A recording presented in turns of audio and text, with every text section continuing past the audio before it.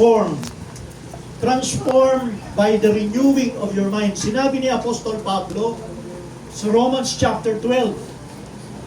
Kung maalala niyo mga kapatid, nang buhay pa si Apostol Pablo at siya ang kinikilala bilang fundador ng mga hintil na apostol.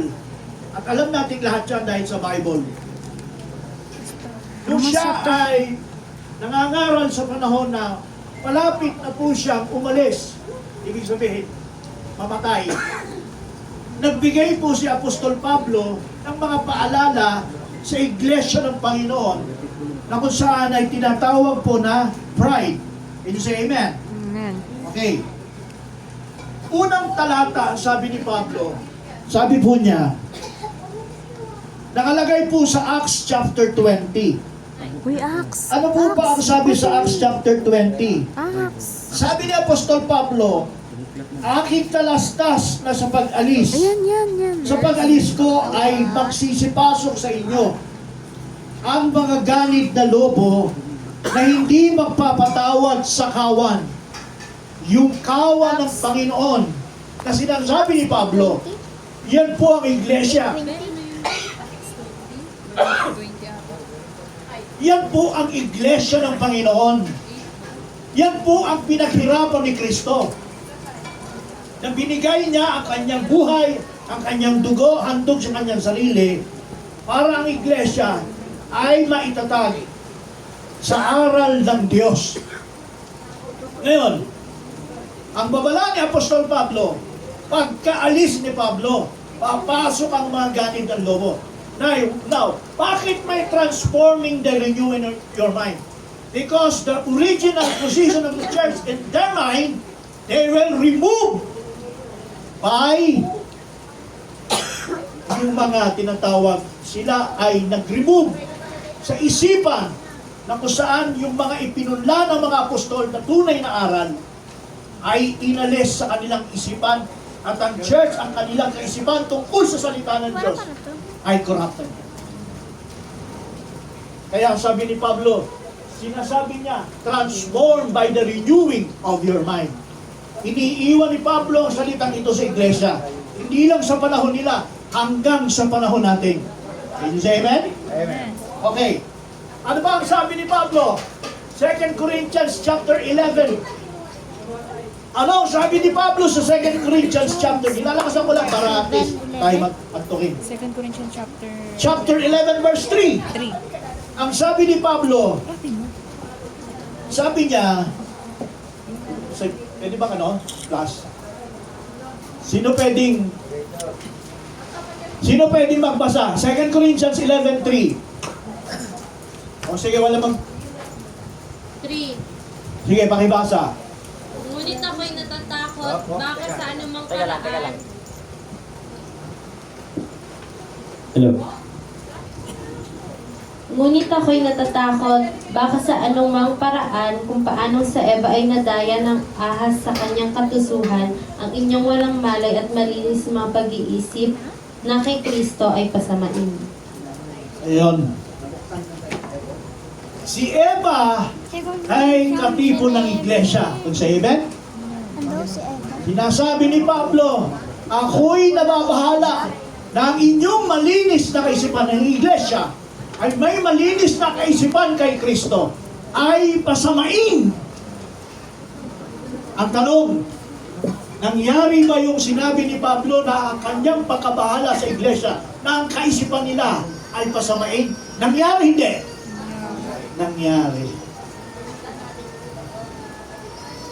Kaya po, nagkaroon ng 7 iglesia ng kapanahunan at bilang end-time message, walang hindi nakakalam kung anong nangyari dyan.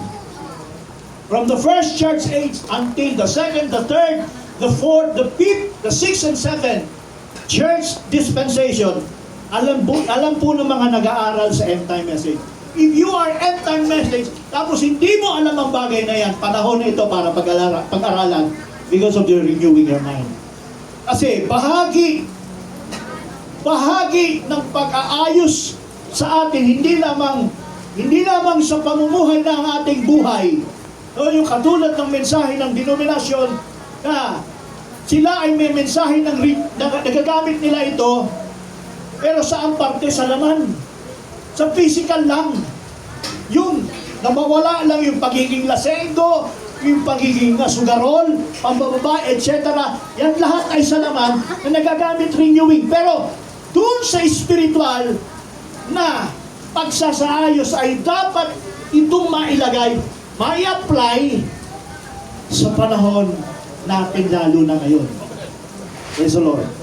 Ibig sabihin, down through the history from the first church age, Church of the Ephesus, mga kapatid, yung original teaching of the apostles, especially the Godhead. Ano pa? Marami pang iba. Yung original doctrine of the teaching and doctrines of the apostles. Acts chapter 2, verse 42, 46. Na-remove yun, mga kapatid. Especially in the Godhead. Napakaganda ng Godhead. Kasi foundation ng Godhead. Pagdating ng namatay ng mga apostles, on the 2nd to the 3rd century, pinipilit nilang ibalik kung ano yung unawan original ng mga apostles. Nire-renew nila sa panahon nila Tertullian, sa panahon nila Athanasius, sa panahon nila Arius. Inaayos nila yung pagkilala nila, yung isipan nila sa pagkilala nila sa tamang pagkilala sa Diyos. Amen? Pero pinipilit man nilang ibalik, hindi maibalik. Kasi bakit? Hindi po sa panahon ng 2nd, sa 3rd century church dispensation, maisasauli, maisasaayos ang kaisipan ng pagkilala sa Diyos, kundi sa last church age sa panahon natin ngayon. Dumating si Luther, ginamit si Luther, nag-restore ng mga bagay. Actually, si Luther ay siya ang foundation ng mga reformers. At sinundan pa ng iba. Kaisauli ba yung Godhead? Hindi. Lumakbo pa ang panahon, the 6th Church, Philadelphia, kaisauli? Hindi. Panahon ni Branham, nasauli? Yes or no? Yes. Nasauli. Kaya nga, sa panahon ni Brother Branham, pag nagbasa tayo ng kanyang message, si Brother Branham din mismo, inayos ng Diyos ang kanyang kaisipan sa pagkilala sa Diyos. Why? Nang simula si Brother Branham, sabi nga ni Pastor Val kanina, kung ano yung unawa ni Pastor Val, yun din ang unawa ni Brother Branham before. At ang Diyos niya. Napunta sa Godhead niya, sabi ko ano. At pagkatapos, napunta siya ng oneness. And then later, pinakita ng Diyos sa kanya yung tama, kasi gustong ayusin ng Diyos ang kanyang kaisipan sa pagkilala sa tunay na Diyos. Si Brother Branham ay may biblical Godhead? Yes. Sinabi niya Trinitarian mali. Sinabi niya oneness mali. Like as one finger, it's wrong. Tama, Pastor Yuri, di ba? Sinabi ni Brother Branham, absolutely wrong. So, sabi ng ating mahal na propeta, diniinan niya, napakarami niyang sinabi. Hindi natin may isa-isa.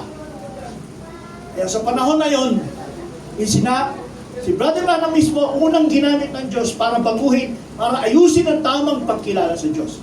Now, hindi lang Godhead. Revelation chapter 10, verse 7. Maraming aayusin sa kaisipan ng iglesia, especially on that day na nandito si Brother Branham. Kaya si Brother Branham, ang kinasangkapan ng Diyos, Revelation chapter 10, verse 7, ano sabi niya? But in the days of the voice of the seventh angel, when he shall begin to sound, the mystery of God should be finished. Okay, as he had declared to his servants, the prophets. Now, dumating na yung prophet, dumating na yung seventh angel, na i-deliver sa atin yung mga tamang aral ng mga apostolic teaching, apostolic doctrine. We are already restored. Kasi ano yung purpose ng restoration? Para ang iglesia, ang kanilang kaisipan, kung paano nakurap after nila Paul, after ng mga apostles, ay naibalik tayo sa panahon natin ngayon. Amen? Andiyan ba kayo mga kapatid? Okay. Now, ipupuno ko ito mga kapatid. After 10:7, sabi ganon, sa 10:7, but in the days of the voice of the seventh Yung 7, alam natin si Brother Branham sa kalagayang voiced. Now, pag binasa natin kung nakalagay dyan, sabi sa baba ng 10:7, as in the days of the voice of the 7, but in the days of the voice of the 7th angel, when he shall begin to sound, the mystery of God should be finished. Now here, as he has declared the servants, the prophets. Pansinin nyo yung hindi napapansin ng iba. Nakasamahan po natin na hindi natapos sa 7th angel, kundi meron pang servants, the prophets. Pag sinabing servant, pag sinabing prophets, prophets plural, ibig sabihin sila yung mga servants plural. Hindi na yan yung nag-iisang mensahidor na kinuha na ng Panginoon. Ibig sabihin, may propeta, mga propeta na tinawag na servants na magtutuloy-tuloy ng Revelation 10, 8 to 11. Hallelujah. And so, amen? So, sino tong servants na prophets? Sila yung nagtutuloy ng voice ng 7 na ang sinasabi nila ngayon, sure na na-transform na ang kanilang message ay para na, mga kapatid, sa sanlibutan. Kaya kami, meron kaming EA, tawag doon EA1, EA2B, para hindi nyo alam. So ano ibig sabihin ng 2B? Publikado ang aming church, ang aming kongregasyon, na hindi lang sapat na sila'y nakaupo, nakikinig tuwing linggo. Dapat sila rin ay magamit na sa labas para mag-share ng mensahe ito. And that is 2B. Dapat sila'y mga propeta, sila'y mga lingkod ng Diyos na nagpapahayag ng mensahe, hindi alam ng sanlibutan. Hallelujah. Kasi kung halimbawa, naiiwan pa rin tayo sa sinasabi ng mensahidor ng ating, hindi ko sinasabing binabaliwala natin yung mensahe ng mensahidor. Tama po lahat yun. Pero, can you imagine, 1963 ng si Brother Branham ay hinatak ng ikatlong hatak para sabihin ng mga perfect revelation. Gaano kaiksi lang niya sinabi sa church nung panahon na yun? 2 years. 2 years. Tama? So, 1963, third full ministry siya. 1965, namatay siya. 2 years. That's why, ang sabi ni Branham, nagsabi siya, ako ay bababa at siya ay tataas. Sinabi ba niya? Hindi. Sinabi niya. Hallelujah.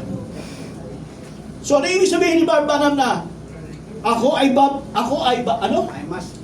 must decrease and he must I must decrease and he must increase.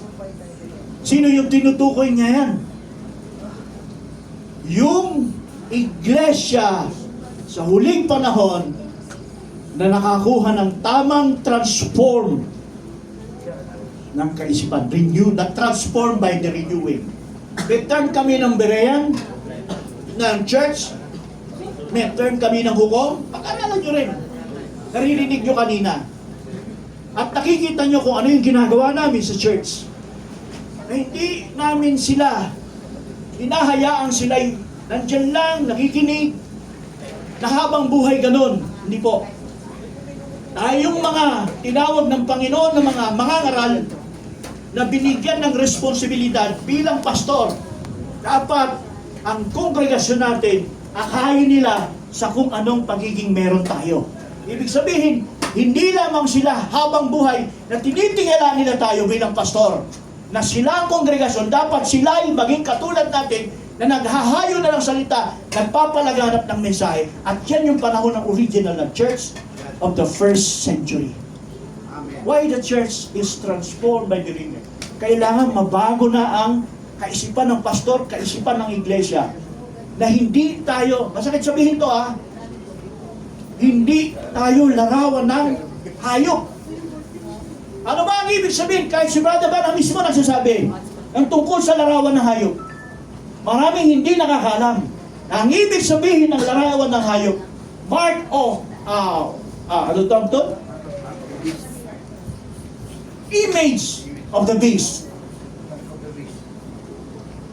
Kung ano yung nakikita natin sa iglesyang lumitaw ng 3rd century, that is the Roman Catholic Church. Ano yung ginawa nila? Binago nila ang sistema ng church. Dati ang sistema ng church hindi po formal. Ang sistema ng church, maingay na nagkakaingayan sa sharing yan. Fellowship yan. Pero ginawa nila, binago nila na kapag Sunday, anong gagawin? Pupunta sa loob ng church, uupo, makikinig sa pare, makikinig sa pinakamataas na may katungkulan sa iglesia ng Panginoon. Na habang buhay silang ganon nilang ginawang pagkabalda ang iglesia sa kaisipan. Na ang kaisipan nila, wala akong magagawa, kailangan ko lang sumang-ayon sa sinasabing na nakatayo doon sa pulpitong yun. And that is the image of the beast. Kapag ang iglesia ay hindi mo pinagsalitayan, mga kapatid, na puro laging ang nakatayo lang dito at sa pulpito, ang siyang may otoridad na nagsasalita, mga kapatid, that's the mark and the image of the beast. Masakit sabihin yan. Hindi yan ang original position of the church. Hallelujah, brothers and sisters. Ang original, lahat ng sasalit. At kung meron nga ang salang ano eh. Ano yung apostolic doctrine? Acts chapter 2, pakibasa. Verse 42. Yan ang original position. Kaya sabi ni Pablo, Ephesians chapter 2, verse 20 and 21. Anong sabi doon? Itinayo ang iglesia sa pamamagitan ng aral ng apostol at propeta. They were building and founding by the teaching of the apostles and prophets, dalawa. Pero unti-unti yung binago sa isipan ng iglesia ng Panginoon. Sino pwede magbasa? Ephesians 2:21. Basa. Six. Basa. Ano yan? Ephesians 2:21. Six. Ano? Ephesians. Yes. Pakinggan nyo mabuti, mga kapatid. Kung may Bible tayo, silipin nyo. Baka, tingnan nyo mabuti. Acts 2:42. 42. Acts 2:42. Acts 2:42. Akala ko Ephesians 2. Saan yun? Saan yun? Acts 2:42. Sa Ephesians din, meron din. 42. And they continued steadfastly in the apostles' doctrine and fellowship and in breaking up bread and in prayers. Diba? And they continue into the apostles' doctrine, sabi ganun. And they were breaking Bread. of bread, diba? Ano sabi? Ano nga sa Tagalog? Tagalog. Para mas maganda. Tagalog. Sundan niyo yung Bible niyo. Tagalog. David. Ano? Bible. Bible. Tagalog. JP. Si Yeye. Tulog na. Ayan na siya. Tabigin niyo si Yeye. Ayan sa mga buhay dito sa harap. Sige, dali. Yung oras, tumatakbo. Si Bembe.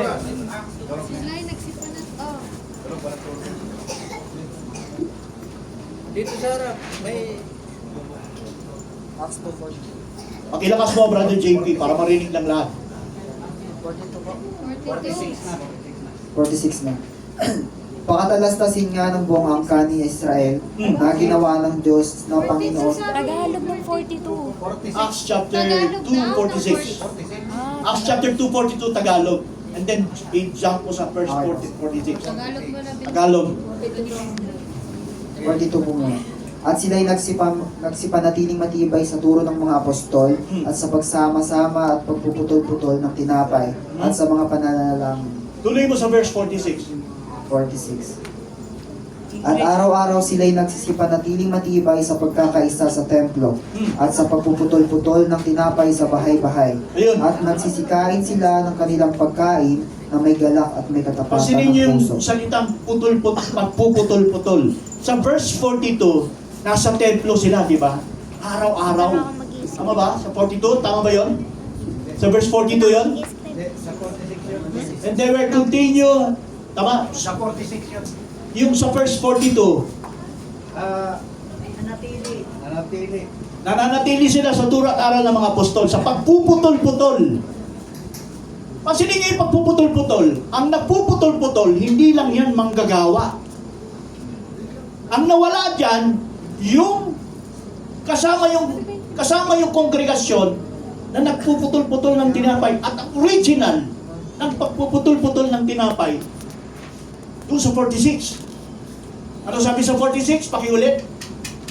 Pagpuputol-putol ng tinapay, sige, basahin. Sa bahay-bahay. Araw-araw sila nagpapanatiling matibay sa pagkakaisa sa templo at pagpuputol-putol ng tinapay sa bahay-bahay. At nagsisikain sila ng kanilang pagkain na may galak at may katapatan ng puso. Ang original ng system ng pagpuputol-putol ng tinapay. Ang sabi araw-araw nasa templo. Tama ba? Amen. Apostles' doctrine yan. Turo ng mga apostol araw-araw sa templo. May laman at gawain.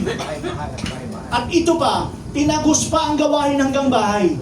At doon sa bahay, putol-putol din ng tinapay. Hindi lamang yung patriarka, yung ama, yung mga magulang, ang dapat nagbe-break ng tinapay, dapat kasama rin yung buong sampahanan.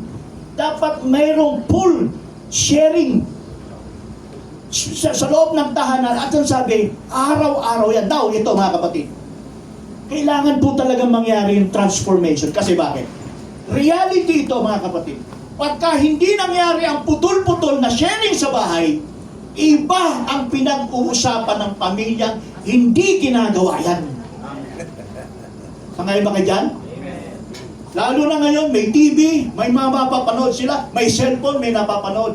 Anong ginagawa ng sambahanan? Sa araw-araw, sila ba'y nagsisharing? Sila ba'y nagbe-break? Ang original na posisyon at kondisyon ng iglesia sa loob ng tahanan, araw-araw, they were breaking of bread. Ano bang sabi? Hindi dapat yung Bible study, yung pag-aaralan sa loob ng sambahanan na pinag-uusapan ng sambahanan, ang salita ng Diyos. Anong sabi sa bandang dulo? Dapat may galak sila ng puso at pananalangin. Ngayon, yan ay nabago na. Nangyari ngayon, maririnig mo na lang sa church ang salita ng Diyos Sunday na. Maswerte na lang kung may midweek yan, pangalawang araw, and the rest wala na. Church, kailangan maibalik tayo. Hindi lang sapat sa iglesia, kundi sa iglesia. Sabi nga dyan sa pinasa natin, 246.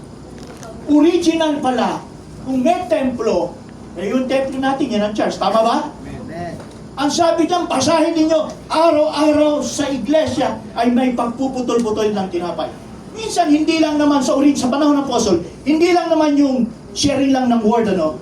Bakit? Ibig sabihin, yung church, dapat bukas lagi ang pintuan at laging may activity sa loob ng simbahan. Hindi lang naman minsan sharing, mayroon din counseling. Yung mga problema ng church, yung bawat, yung family, ang family sa loob ng church, maraming problema yan. Hindi nakakayang ayusin ng pastor sa loob lang ng 1 oras ng pangangaral sa panahon pa lang ng Sunday, 1 beses. Hindi kayang ayusin ang problema ng iglesia. No. Agree kayo? So, kailangan ba matransform tayo? Yes. Kaya nga, sa panahon natin ngayon, kung ang iglesia mo malago, kung ang pamilya malago sa gawain ng Panginoon, ano na ang dapat nating gawin? Ano ka lang natin? Yung transformation natin ngayon sa ating kaisipan, hindi na tayo yung dating noon pa corrupted. Sa pagpupuri lang, dapat hindi tayo corrupted. Dapat binibigay natin yung antas, kung ano yung binigay ng Diyos na antas ng kapahayagan sa atin ng Panginoong Diyos, dapat din itaas din natin ang antas ng pagpupuri sa Kanya bilang katapat. That's also a transformation.